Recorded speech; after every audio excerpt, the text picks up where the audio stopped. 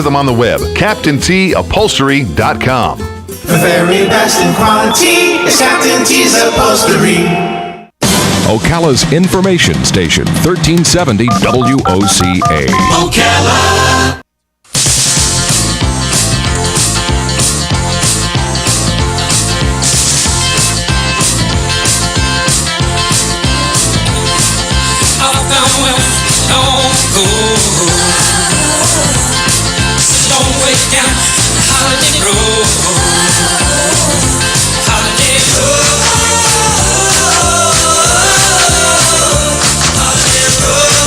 All right, 17 minutes after 11 o'clock. I was just on Facebook, Robin, and they're trying to sell me a book, an actual book of my memories of 2016. And you get to flip the pages of the virtual book to look at what the actual book will look like if you pay the $53 for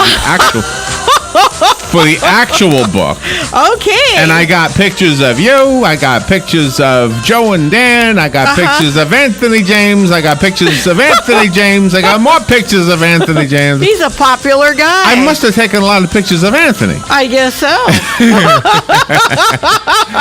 And he's on the phone right now. He's our friend. Yes. That's first and foremost, right? Exactly. And he's also the voice of travel on this segment anyway, and former candidate for county commissioner. That was his big thing this year. Oh, yeah. Oh, man. Huge. His book must have a lot of people in it, not just a few. Good morning, Anthony. How you doing? Good morning. How are y'all? Yeah, what a 2016 you had. I wonder what 2017 is going to look like for you. You know what? Shine your camera ready. Get your camera ready. Shine the lens. Get extra batteries. 2017 is going to be an epic year. You were described as a rising star in the what do they say in the Republican Party? Yes. Right? That's what sure. That's what they called you. Yes, rising star. That's pretty cool. That is pretty cool. We just need it to materialize right now. You know that's my calling to be in politics, and it's not so much of being a politician, is just giving the people a voice. Right, and that's right. And that's the big thing that's tugging on me. So it's not going to stop. It's going to continue. Trust me on that. Yeah, they call me the setting moon of the radio field. He's the rising star, and I'm a setting moon. Well, yeah. You guys, that's why you have so many pictures of him. You guys get along together. Yeah. My moon is going down below the horizon.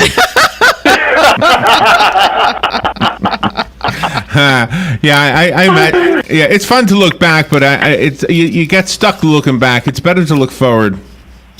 Well, a lot of people always say, don't look behind, look forward. But I think that you take a second and you reflect on the history. That way, you can change some things to do better the next year. So I don't necessarily, I do agree with not looking back and focusing on everything that you did wrong.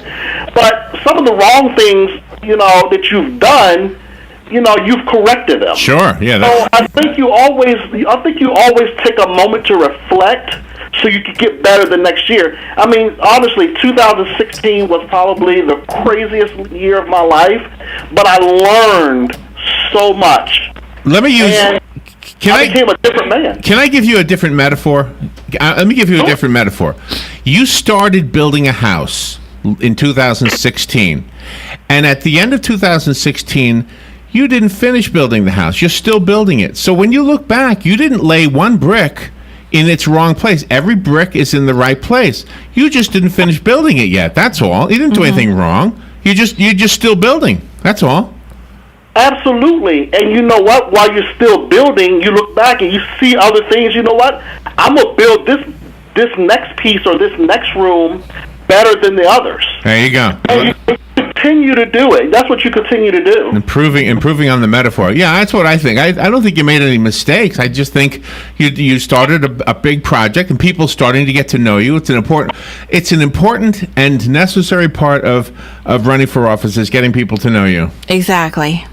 Yes, and I can tell you right now, God has opened up a lot of doors for me, and like I said, it's going to happen again. I'll make an announcement maybe sometime this summer, maybe a little bit later than that, maybe earlier. I don't know yet, but I'm definitely coming back because there's still a lot of work to do. Can I have a fun moment with you? Unless you have an agenda today. Do you have an agenda?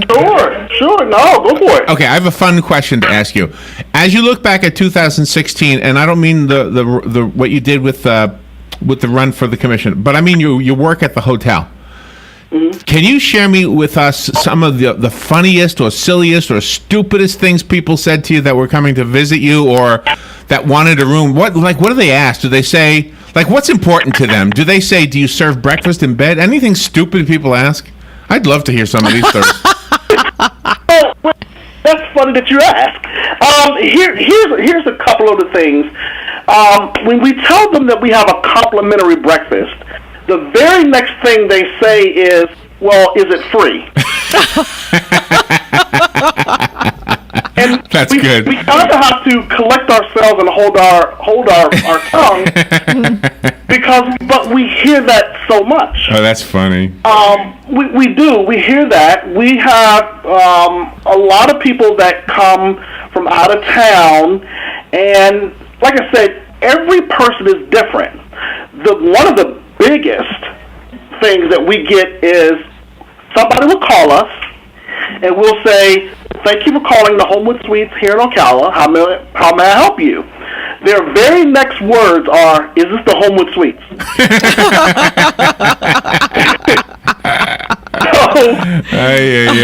So then again, we have to collect ourselves and say, yes, it is. And there's things, the biggest things in hotels is that the things that get left behind. We have boxes of chargers, shoes. It'll be like one shoe. And I'm like, well, did somebody just walk out with one shoe? Well, I can understand chargers. I think I've lost a few chargers. Well, yeah, because they were small, and that's okay. But when we go out to the pool area and we find bathing suits out there, what? That leads me to think, well, did you come into the hotel naked? Because why would your bathing suit still be out by the pool? Oh, my gosh. You need a camera out there. Do you have a camera out there? We do, and I have to make sure that I look at that every day when we have something crazy happen, because you never know. You never know how the day is. Anytime that you work in a hotel, you always have to just be ready for anything, because you don't know who your guest is going to be. You know their name, yeah. You know what city they live in, but you don't know them. So in this business, you have to be so basically off the chart and basically off the cuff. You have to really guess and kind of read your customer. And that's what I think my staff does a wonderful job here of reading the customers, because we get yelled at a lot. And if you're in this business, you get yelled at a lot. So, I can see a way for you, like if you enter a campaign again, a political campaign, I can see for a way for you to make your speeches funnier, like by throwing in a story like that just to start off with, and there's probably a way for you to connect what you're saying in your speech to you know what I mean? Like people. I agree, like an icebreaker and connect it to what the topic I'm talking about. That's a great thing to do. Yeah, it's the Squirrel Story. I mean, you got to use that Squirrel Story. Oh my goodness, and like I said, you don't. When my phone rings and it says the hotel on it, I'm like, oh gosh, what now? Because you just never know. Well, you think that you've heard it all. I mean, I remember being in Jersey and it called me, and Anthony, there's two prostitutes fighting at the basketball court with knives. Oh, and you never think that you're going to get that call. But you do, and sure enough, there were two prostitutes. Apparently, they had checked into the hotel, and I guess they were splitting a room. And I guess one got a client, and the other one didn't. So, oh my gosh! So the one had to vacate the room for a little bit. So, but here's the question I have: if two bankers were sharing the cost of a room, and they got into a fight, Would the message have been two bankers got into a fight? Or is it just fun to say two prostitutes got into a fight? If I ever have bankers, I'm going to wonder that, but it was much funnier that it was prostitutes than it was. And it's so funny because I'm like, okay, how did you just kind of try to reflect? But the way the world is changing from when I used to work in Jersey and D.C. and Philadelphia, right? It's just different down here. Wait, I have a question. Have you ever had somebody try to pay with anything other than money? Oh, yes. You have? Yes. What? Oh, you have. What do you have? What have you had? Oh, yeah. I thought Robin was answering for you. No, I was just wondering. Okay. That's a good question. Right, yeah. I thought maybe Robin offered you something. Not yet, Robin. No. But no, women. We've had women they didn't have enough money and said that, hey, you know what? I will do anything you want me to do if I can be able to stay another night. Wow. Yeah, really. So did you get them to clean the floors? I sure did. They cleaned the heck out of those floors.